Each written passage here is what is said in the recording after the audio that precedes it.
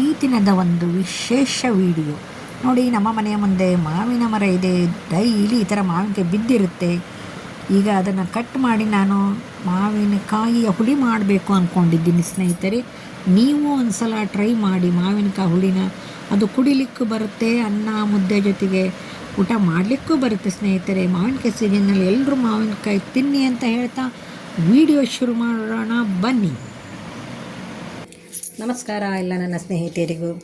ನಾನು ಮೊನ್ನೆ ಮಾವಿನಕಾಯಿ ರಸಂ ಮಾಡಿದ್ದೆ. ಎಲ್ಲರೂ ತುಂಬ ಇಷ್ಟಪಟ್ಟು ಲೈವ್ ಮಾಡುವಾಗ ಹೇಳಿದರು ಮಾವಿನಕಾಯಿ ರಸಂ ಚೆನ್ನಾಗಿತ್ತು ಅಂದ್ಕೊಂಡೇಳಿ ಇದನ್ನು ನಾನು ಮಾವಿನಕಾಯಿ ಹುಳಿ ಮಾಡ್ತಾಯಿದ್ದೀನಿ. ಮಾವಿನಕಾಯಿ ಹುಳಿ ಇದನ್ನು ನಾವು 2 ದಿವಸನಾದ್ರೂ ಇಟ್ಕೊಂಡು ಊಟ ಮಾಡ್ಬೋದು, ಚೆನ್ನಾಗಿರುತ್ತೆ.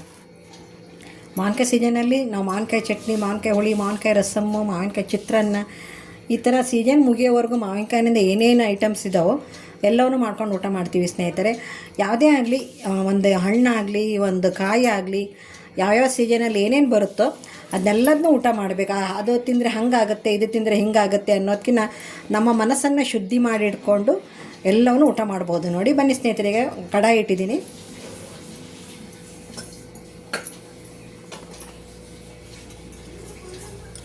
ನೋಡಿ ಕಡಾಯಿ ಒಳಗೆ ಒಂದು ಸ್ವಲ್ಪ ನೀರಿತ್ತು. ಈಗ ಒಂದು ಸ್ವಲ್ಪ ಎಣ್ಣೆ ಹಾಕ್ತಾಯಿದ್ದೀನಿ. ಒಂದು 2ರಿಂದ 3 ಸ್ಪೂನ್ ಎಣ್ಣೆ ಹಾಕಿ. ಸ್ನೇಹಿತರೆ, ಎಣ್ಣೆ ಕಾಯಿ ತನಕ ಏನು ಮಾಡೋದು? ಎಲ್ಲರೂ ಹೇಗಿದ್ದೀರಾ? ಎಲ್ಲರೂ ಆರೋಗ್ಯವಾಗಿದ್ದೀರಾ ಅಂದ್ಕೊಂಡಿದ್ದೀನಿ ಸ್ನೇಹಿತರೆ. ನಾನು ಸಹ ಆರೋಗ್ಯವಾಗಿದ್ದೀನಿ. ದಯವಿಟ್ಟು ನನ್ನ ಲೈವ್ಗೆ ಬಂದು ಸಪೋರ್ಟ್ ಮಾಡಿ.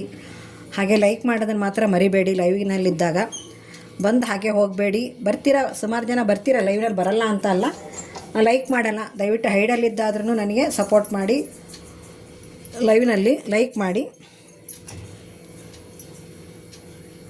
ಎಣ್ಣೆ ಕಾಯ್ತಾ ಇದೆ. ಈಗ ನೀವು ಇದನ್ನು ಮಾವಿನಕಾಯಿ ಸೀಸನಲ್ಲಿ ಮಾಡ್ಕೊಂಡು ಒಂದು ಸಲ ಊಟ ಮಾಡಿ, ಪ್ರತಿ ಬಾರಿಗೂ ಬೇಕು ಅನಿಸುತ್ತಿದೆ.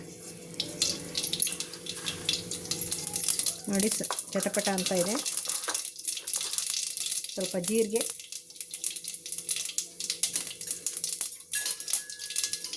ಮತ್ತು ಮಾವಿನಕಾಯಿ ಹಾಕ್ತಾ ಇದ್ದೀನಿ ಕಟ್ ಮಾಡಿದ್ದು.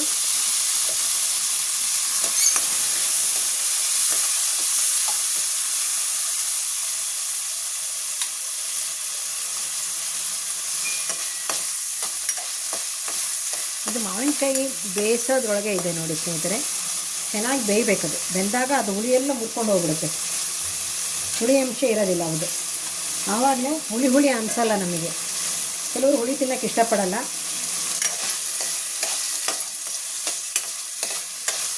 ಇದನ್ನು ಸ್ವಲ್ಪ ಮೆತ್ತಗಾಗಂಗೆ ಬೇಯಿಸಬೇಕು. ಸಿಪ್ಪೆ ಬೇಕಾದರೆ ತೆಗಿಬೋದು, ಬೇಡದೇ ಇದ್ದರೆ ಹಾಗೇ ಬೇಯಿಸ್ಬೋದು. ನಾನು ಸಿಪ್ಪೆ ಸಾಮಾನ್ಯವಾಗಿ ತೆಗಿಯಲ್ಲ.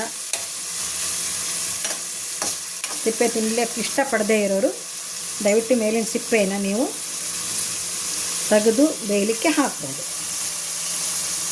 ನೋಡಿ ಈ ರೀತಿ ಕಲರ್ ಚೇಂಜ್ ಹಾಕ್ಕೊಂತ ಬರುತ್ತದು.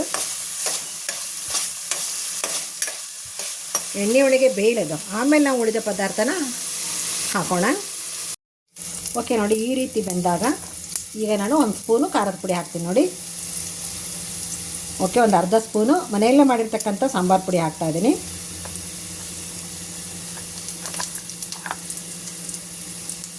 ಈಗ ಒಂದು 1/4 ಚಮಚದಷ್ಟು ಅರಿಶಿನ ಪುಡಿ ಹಾಕ್ತಾಯಿದ್ದೀನಿ. ರುಚಿಗೆ ತಕ್ಕಷ್ಟು ಉಪ್ಪು, ಯಾಕಂದರೆ ಮಾವಿನಕಾಯಿ ಹುಳಿ ಇರುತ್ತಲ್ವ, ರುಚಿಗೆ ತಕ್ಕಷ್ಟು ಉಪ್ಪು ಹಾಕ್ತೀನಿ. ಒಂದು ಸಲ ನೋಡಿ ಕೈ ಆಡಿಸ್ಬಿಡ್ತೀನಿ.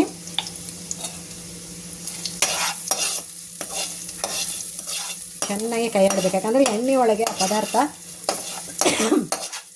ಮಿಕ್ಸ್ ಆಗಬೇಕು. ನೋಡಿ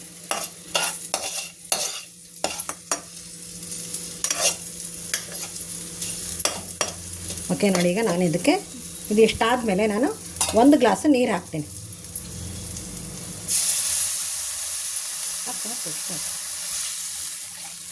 ನಿಮಗೆ ಮನೆಯಲ್ಲಿ ಎಷ್ಟು ಜನ ಮೆಂಬರ್ಸ್ ಇದ್ದೀರಿ ಅನ್ನೋದ್ರ ಮೇಲೆ ಡಿಪೆಂಡ್ ಆಗುತ್ತೆ ಇದು. ನಾನೀಗ 1 ಗ್ಲಾಸ್ ನೀರು ಹಾಕಿದ್ದೀನಿ. ಚೆನ್ನಾಗಿ ಕುದೀಲಿ ಅದು. ನೋಡಿ ಈಗ ಪಳಪಳ ಅಂತ ಕುದೀತಾ ಇತ್ತು. ಅದನ್ನು ನಾನು ಸಣ್ಣಕ್ಕೆ ಮಾಡಿದ್ದೀನಿ. ಯಾಕಂದರೆ ನಾವೀಗ ಸ್ವಲ್ಪ ಹುರ್ಗಡ್ಲೆ ಹಿಟ್ಟು, ಹಾಗೆ ಗುರಾಳ್ ಪುಡಿ ಅಂತೀವಲ್ಲ, ನಿಮ್ಮ ಕಡೆಗೆಲ್ಲ ಹುಚ್ಚೆಳ್ಳು ಪುಡಿ ಅಂತಿದ್ರಿ, ಅದನ್ನು ಹಾಕ್ತಾಯಿದ್ದೀವಿ. ನೋಡಿ ಈಗ 3/4 ಸ್ಪೂನ್ ಆಗೋವಷ್ಟು ಹುರ್ಗಡ್ಲೆ ಹಿಟ್ಟು ಹಾಕಿದ್ದೀನಿ. ಹಾಗೆಯೇ 3/4 ಸ್ಪೂನು ಹುಚ್ಚೆಳ್ಳು ಪುಡಿ ಹಾಕ್ತಾಯಿದ್ದೀನಿ. ಓಕೆ, ಹಾಕಿದ ಮೇಲೆ ನೋಡಿ ಒಂದು ಸಲ ಚೆನ್ನಾಗಿ ಕೈ ಆಡಿಬಿಡ್ತೀನಿ.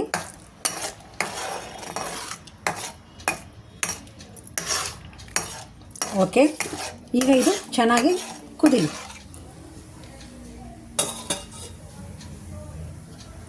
ಈಗ ಇದು ಚೆನ್ನಾಗಿ ಕುದಿಬೇಕು ನೋಡಿ.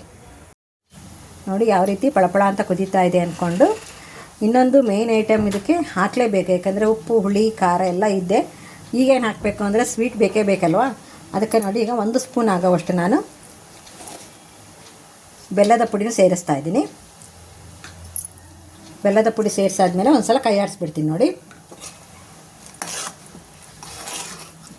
ಓಕೆ, ಈಗ ಫೈನಲ್ಲು ಚೆನ್ನಾಗಿ ಕುದ್ಬಿಡಲಿ ಈಗ. ಓಕೆ, ಈಗ ಸರ್ವ್ಗೆ ರೆಡಿಯಾದಂತಹ ಮಾವಿನಕಾಯಿಯ ಹುಳಿ. ಕೆಲವ್ರ ಮನೆಯಲ್ಲಿ ಇದನ್ನು ಮಾವಿನಕಾಯಿ ಗೊಜ್ಜು ಅಂತಲೂ ಕರೀತಾರೆ ಸ್ನೇಹಿತರೆ. ಈ ಮಾವಿನಕಾಯಿಯ ಗೊಜ್ಜನ್ನು ಎಲ್ಲರೂ ಒಂದು ಸಲ ಮಾಡಿ ಟ್ರೈ ಮಾಡಿ ನೋಡಿ, ಮಾಡಿ ತಿನ್ನಿ. ಓಕೆನಾ? ಎಲ್ರಿಗೂ ನಮಸ್ಕಾರ, ಎಲ್ಲರಿಗೂ ಧನ್ಯವಾದಗಳು. 7:30ಕ್ಕೆ ಲೈವ್ ಇದೆ, ಬನ್ನಿ ಎಲ್ಲರೂ.